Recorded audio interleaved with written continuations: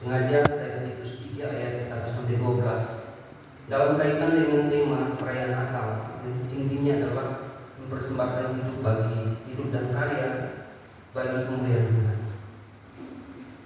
Situasi, kondisi, lingkungan, proses pemulihan perubahan hidup karena pandemi COVID-19, termasuk di kota Ambon dan juga dalam seluruh kumpulan ANGPM dan Gereja Bersama Maluku, saya melihat ada satu dinamika fenomena yang luar biasa di tengah perkembangan ilmu teknologi. Pertama adalah saya memulai dengan kata pertama dari bacaan kita. Ingatkanlah, Bapak Ibu dan saudara-saudara, setiap orang punya pengalaman hidup, pengalaman beriman, baik buruk, tantangan. Ternyata bacaan Titus ini, surat Titus ini adalah salah satu dari surat pastoral Paulus kepada Titus, juga termasuk bagian dari surat Timotius. Dan apa yang menjadi penyebab Paulus menulis surat ini kepada Titus? Ternyata persoalannya adalah bahwa ada ajaran sesat yang menggerogoti, mengganggu tatanan hidup jemaat saat itu. Maka Titus ditugaskan sebagai rekan kerja Paulus di Kreta.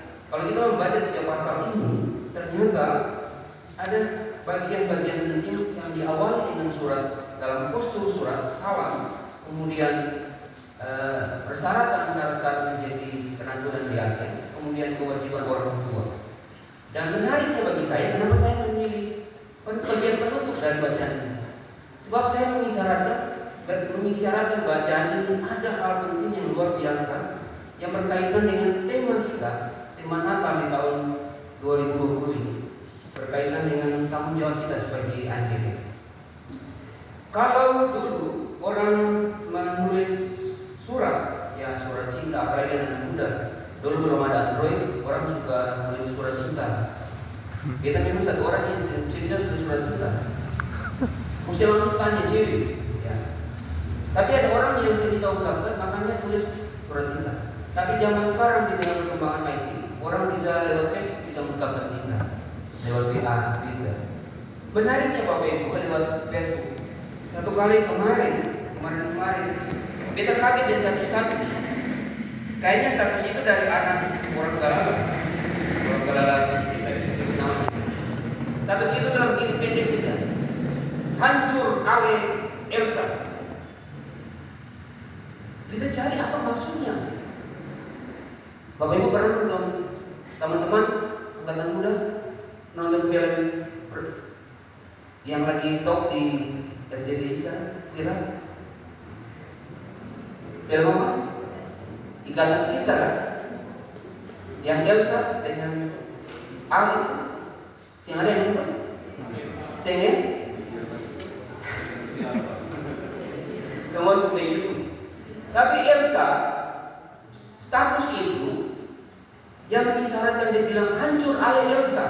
Ternyata di film itu pada saat itu Elsa sementara dapat masalah karena dia menuduh Al bahwa menghamilkan dia. Dia menuduh Al menghamilkan dia dan dia hanya pura-pura. Maka ketika dapat bukti, status itu naik, hancur ale Elsa. Apa pesannya bagi beta dan Bapak Ibu? Dari ayat pertama, sebenarnya sinetron ini penuh dengan rancangan kebohongan, kejahatan yang menimbulkan kesusahan. Saya menyebut ketika orang kuat di dalam tantangan, maka dia disebut pelajar hidup. Orang yang belajar hidup, orang yang kuat menghadapi tantangan. Kenapa? Sebab orang belajar hidup adalah orang yang belajar dari pengalaman hidup. Berkaitan dengan apa? Wasiat, nasihat, mengingatkan untuk baik, bukan untuk tidak baik. Orang tertua mengingatkan kita dulu-dulu di meja makan saya mulai bicara, tapi habis makan orang tertua pasti ingatan jadi anak yang baik. Besok-besok bisa angkat bapak dan mama muka. ini mengingatkan, ayat pertama dari bacaan kita mengingatkan tunduk kepada pemerintah dan penguasa. Di dalam situasi pandemi, tunduk bukan secara harfiah, tetapi bagaimana merujuk kepada ketaatan dan kesetiaan. Untuk apa? Untuk baik. Misalnya tadi Pak Sekot bilang ya 3, pakai masker, cuci tangan, jaga jarak. Kalau di sisi lain bahwa Pak Sekot mohon maaf bahwa dalam seluruh tingkatan, seluruh perubahan dinamika COVID, maka mungkin saja ada yang bilang ataupun tingkat kepercayaan kepada pemerintah menurun karena akan begini, akan begitu berubah.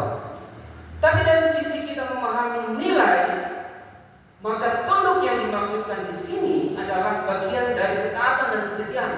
Ketaatan dan kesetiaan merujuk kepada apa? Pekerjaan baik, perbuatan baik, pekerjaan baik.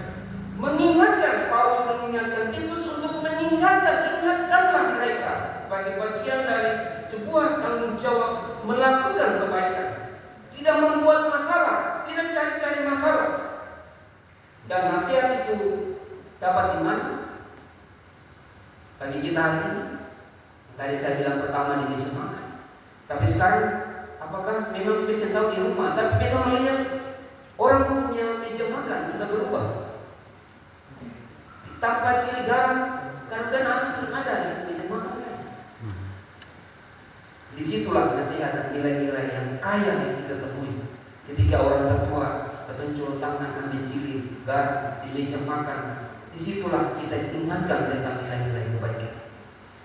Bapak Ibu dan saudara-saudara, teman-teman angkatan muda daerah Lampung Timur, ternyata memang belajar dari pengalaman. Banyak orang pintar menasihati, tapi banyak orang juga susah untuk bikin apa. Itu realita. Seseorang menasihati hal yang harus kuat, tetapi ketika dia dapat masalah, mungkin dia sih kuat. Bagaimana kita menanggapi setiap tanggung jawab kebaikan? Maka saya bilang begini, banyak orang mau bikin baik, tapi banyak orang tidak bertahan untuk melakukan kebaikan. Sama dia mungkin akan mirip-mirip dengan banyak orang terpanggil, tapi sedikit orang yang terpilih. Kenapa? Sebab pada titik itu kita sendiri menjadi semangat, energi menjadi redup. Maka tanggung jawab kita adalah lain. Terus kasih ingatkanlah ketaatan, kesetiaan dalam tanggung jawab, ketaatan kita dalam seluruh gumulan-gumulan, tujuannya adalah untuk kebaikan. Yang kedua adalah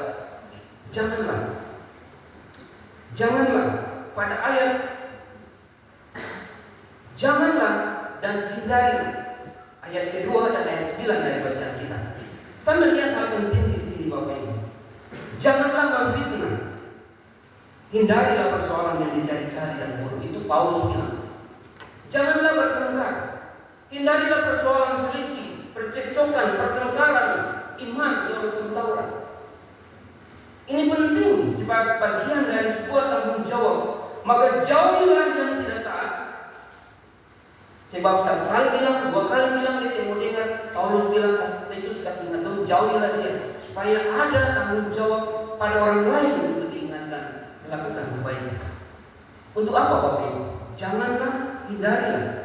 Dalam nilai perayaan Adventus, teman-teman daerah Lampung Timur merayakan Natal malam ini. Janganlah, hindarilah. Tujuannya adalah untuk kebaikan. Kebaikan itu apa? Kebaikan itu baik. Semua itu baik dan berguna. Kalau yang kita bikin tidak kita bikin, yang ketong harus, yang tidak baik ketong bikin dan ketong tidak menghindari yang tidak baik, semua itu tidak berguna dan sia-sia belaka. Maka berkata bagian dari tanggung jawab itu, kenapa jangan memfitnah, jangan bertengkar, hindarilah yang bodoh dan silsilah percekcokan, pertengkaran. Alasannya adalah karena semua itu tidak berguna dan sia-sia belaka. Sebab itu semua berkaitan dengan dosa yang menghukum diri sendiri. Paulus ingatkan, karena dulu kita juga hidup dalam kejahilan, tidak taat, kita sesat, menjadi hamba berbagai nafsu dan keinginan. hidup dalam kejahatan, kedengkian, keji, saling membenci. Maka di dalam semua itu ada satu hal yang kita maknai sebagai kebenaran untuk menghantar kita dari yang tidak baik kepada baik, adalah penebusan dan pengampunan Allah di dalam Kristus. Itulah Natal, Bapak dan saudara-saudara. Yang ketiga, Dia menyelamatkan kita. Untuk apa penyelamatan itu? Saya meyakini bahwa kebenaran penebusan Allah melalui Yesus Kristus, kelahiran, kematian, dan kebangkitan sebagai bagian dari totalitas penyerahan hidup Allah di dalam Kristus. Total dalam kaitan dengan bacaan Matius sesuai tema. Maka para Majus total mempersembahkan bahkan yang terbaik padanya. Bahwa yang kedua itu adalah bagian dari, untuk apa itu?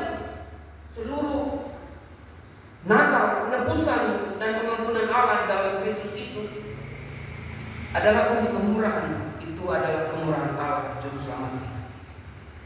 Itu adalah kebenaran tentang penyelamatan Allah, transformasi diri dalam penyelamatan Allah dari yang tidak baik menjadi baik, yaitu pertobatan dan pengampunan Allah. Maka Natal hadir di tengah ini. Tetapi saya kira ini sesuatu yang menarik dari bacaan kita. Kita bikin baik sebanyak-banyak yang baik. Paulus bilang, ingatkan kepada Titus bahwa perbuatan baik bukan sebagai janji penyelamatan. Penyelamatan itu yang Allah lakukan bukan karena perbuatan baik yang dilakukan oleh kita. Menariknya di sini, perbuatan penyelamatan yang Allah lakukan bukan karena perbuatan baik yang dilakukan, tetapi karena rahmat dan baptisan kudus, hidup baru, pengampunan, pemandian, dan pembaruan oleh Roh Kudus yang dilimpahkan di dalam Yesus Kristus sebagai juru selamat. Lalu apa gunanya bikin baik? Yang keempat adalah supaya apa, Bapak Ibu dan saudara-saudara? Supaya engkau yakin bahwa dibenarkan oleh kasih karunia, kata Paulus kepada Titus, untuk ingatkan kepada umat. Berhak menerima hidup yang kekal. Penyelamatan dan keyakinan melakukan kebaikan adalah dalam tanggung jawab, dalam kewajiban, dalam seluruh umat. Ada orang berpikir begini, kita bikin baik supaya besok orang bikin baik kita lain. Kita bikin baik hari ini kepada saudara itu supaya saudara itu besok bikin baik, atau kita bikin baik supaya nanti Tuhan balas baik kita, maka berdosalah kita. Kenapa berdosa? Sebab menurut saya, ketika membongkar ternyata melakukan kebaikan itu kewajiban, wajib, keharusan. Melakukan kebaikan itu bukan ada embel-embelnya. Kebaikan itu kewajiban. Kita diciptakan di dalam Kristus adalah untuk melakukan perbuatan-perbuatan kebaikan. Sama saya bandingkan misalnya Yakobus 4 ayat 17. Jika kamu tahu apa yang baik dan kamu tidak melakukannya, kamu berdosa. Maka jelaslah apa yang dikatakan. Penyelamatan Allah bukan karena perbuatan kebaikan yang kita lakukan. Lalu untuk apa? Sebagai bagian dari semua itu, supaya engkau benar-benar yakin dan menguatkan. Bapak Ibu masing-masing kita yakin dan menyampaikannya kepada orang lain bahwa perbuatan kebaikan itu adalah sebuah keharusan. Bikin baik saja itu bukan satu yang menyelamatkan, apalagi bikin yang tidak baik. Perbuatan baik itu adalah bagian sesuatu yang baik, sesuatu yang berguna bagi manusia. Bayangkan Bapak Ibu, hari ini Bapak Ibu bikin baik, Bapak Ibu pulang, teman-teman pulang ke rumah, tidur hati senang, tidur di bantal enak, karena saya ada pikiran kita hari ini bikin baik Bapak. Tapi ketika satu saat Bapak Ibu bikin tidak baik untuk orang lain, maki dia atau pukul dia, tanpa ada kesadaran diri, pasti pulang ada pikiran dalam diri. Pasti tidur sejenak, bisa saja asam urat naik darah tinggi. Dan itu secara psikologi. Maka yang dikatakan oleh Paulus dalam suratnya bahwa perbuatan baik itulah yang baik dan berguna bagi manusia adalah ketika melakukan perbuatan baik, energi positif dalam tubuh dan diri kita itu dia bertumbuh semakin banyak. Bahasa pemerintah bilang, kesehatan bilang imun tubuh semakin naik di dalam masa COVID. Bikin sesuatu yang tidak baik, imun tubuh semakin menurun, maka kita bisa cepat terjangkit. Maka bagian dari dalam tanggung jawab itu banyak yang mau bikin baik, tapi banyak yang tidak bertahan. Karena bisa saja ada gula-gula misalnya, atau ada sesuatu yang mengenakan. Sebab yang tidak baik itu tidak baik juga bagi tubuh, bagi manusia, bagi persekutuan, bagi kebersamaan. Yang kelima, berusaha. Apa yang mau dikatakan di sini Bapak Ibu dalam bacaan kita? Ketika dia mengirim Artemas atau Tikikus atau Apolos, ahli Taurat itu, orang Yahudi. Mereka itu siapa? Mereka itu rekan-rekan perjanjian Paulus, orang-orang yang dipercaya. Ketika Paulus mengingatkan Titus untuk mengingatkan mereka, bangun relasi dan komunikasi yang baik. Teman-teman pengurus besar, teman-teman pengurus daerah, pengurus cabang, pengurus ranting, bangun relasi dan komunikasi yang baik. Jangan jaga jarak. Covid bilang, kalau penanganan protokol bilang harus jaga jarak secara fisik. Tetapi bangun relasi dan komunikasi sebagai bagian dari tidak menjaga jarak. Artinya, kalau ada sesuatu yang harus diselesaikan, kita selesaikan secara bersama.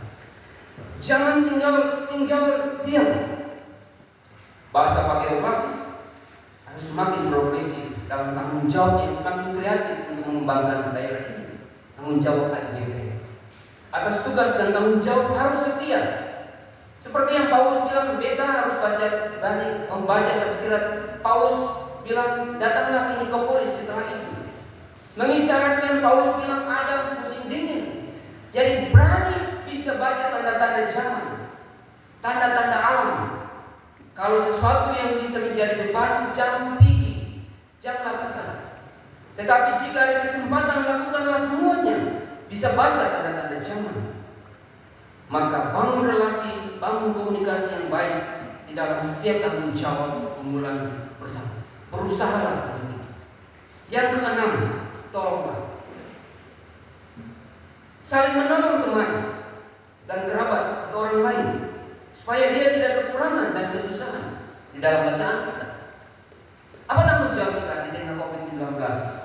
Saya orang berbagi makanan, berbagi masker, berbagi tanggung jawab adalah bagian dari tanggung jawab kita sebagai MDP. Maka supaya tidak ada kekurangan, saling membantu di tengah kesusahan. Sebagai bagian dari tolong menolong dalam tanggung jawab tersebut. Sebagai dalam tugas dan tanggung jawab kita menghadirkan keselamatan. Yang ketujuh, belajarlah melakukan. Belajarlah melakukan dalam seluruh gumpulan ini. Belajar melakukan pekerjaan yang baik, bukan yang jahat. Belajarlah melakukan dan merancang yang baik, bukan yang jahat. Untuk apa? Untuk memenuhi keperluan hidup yang pokok. Inti, apa bagian terpenting tadi? Setiap tanggung jawab kita, masing-masing tanggung jawab pengurus dalam keterwakilan hari ini yang merayakan Natal dalam syukur Minggu Advent kedua sebagai bagian dari setiap pembelajaran. Pembelajaran itu di mana? Di setiap pengalaman kita. Yang terakhir adalah berbuat. Ayat terakhir, jangan tidak berbuat. Mempersembahkan hidup dan karya dalam tema kita. Maka saya mengaitkannya terus dalam kebenaran itu dengan menjadi garam dan terang. Penguatan kader berkualitas. Komitmen ber-AGP, AGP melayani sesama dan ciptaan lain alam dan lingkungan. Motivasi ber-AGP secara jelas dalam seluruh tanggung jawab melayani kemanusiaan, melayani orang lain, jadi teladan di tengah banyak orang. Sebagai pemuda yang juga bagian dari seluruh kumpulan, bukan saja corona, tapi banyak persoalan yang kita hadapi sebagai bagian dari pertemuan. Mungkin banyak orang dalam satu kesempatan mengatakan bahwa penanganan yang dilakukan oleh pemerintah dan protokol kesehatan, orang akan bisa kesulitan kalau yang pokok dan inti dari dirinya yaitu hidup dalam pergumulan tiap hari, dia cepat bisa mati sebelum dapat corona. Maka disinilah tanggung jawab kita. Saya melihat bahwa COVID juga, di tengah penanganan COVID, tapi banyak orang yang memiliki semangat dan berbuah. Saya melihat lampu-lampu dan semaraknya kota Ambon, mungkin tidak semarak yang membuka, tapi semangat orang untuk bekerja dan menata hidup semakin lebih baik. Dan itulah bagian dari jalan-jalan dan pekerjaan supaya ANGPM Pulau Ambon Timur bersama dengan ANGPM jangan tidak berbuah. Baca tanda-tanda zaman, harus berbuah. Jangan menghasilkan buah yang tidak baik atau buah yang asam, tetapi buah yang manis. Sebagai bagian dari gumulan-gumulan kita bersama, Bapak Ibu, teman-teman, dan saudara-saudara sekalian. Natal adalah transformasi diri Allah untuk menjadikan manusia lebih bermartabat. Natal adalah transformasi diri Allah di dalam Kristus supaya kita menjadi manusia, menjadi pemuda yang lebih kreatif. Spesifiknya adalah menjadi bagian dari orang-orang muda yang lebih bertumbuh dan lebih kreatif di dalam seluruh dunia. Maka berbuah adalah bagian dari tanggung jawab menjadi garam dan terang dunia. Bapak Ibu dan saudara-saudara, 8 hal ini menjadi bagian dari seluruh tugas dan tanggung jawab kita. Maka saya punya satu slide terakhir. Sebelumnya. Ya. Titik-titik itu bisa teman-teman dan Bapak Ibu isi dengan sebagai bagian dari tanggung jawab teman-teman. Mungkin bisa menulis atau ingatkanlah, silakan diisi dengan apa. Janganlah, hindarilah supaya apa? Selamat. Maka berusaha saling tolong-menolong dan titik-titik bisa diisi. Belajarlah melakukan apa, serta hendaklah apa, dan untuk berbuah kebaikan. Mungkin ini menjadi pesan dan harapan singkat dari khotbah yang tidak panjang-panjang ini untuk memberi nilai dan motivasi terpenting dari perayaan Natal Pulau Ambon Timur di Minggu Advent kedua. Teman berkati kita semua, semoga Natal memberi nilai dan terus berbuah menjadi garam dan terang. Tuhan memberkati kita sekalian. Amin.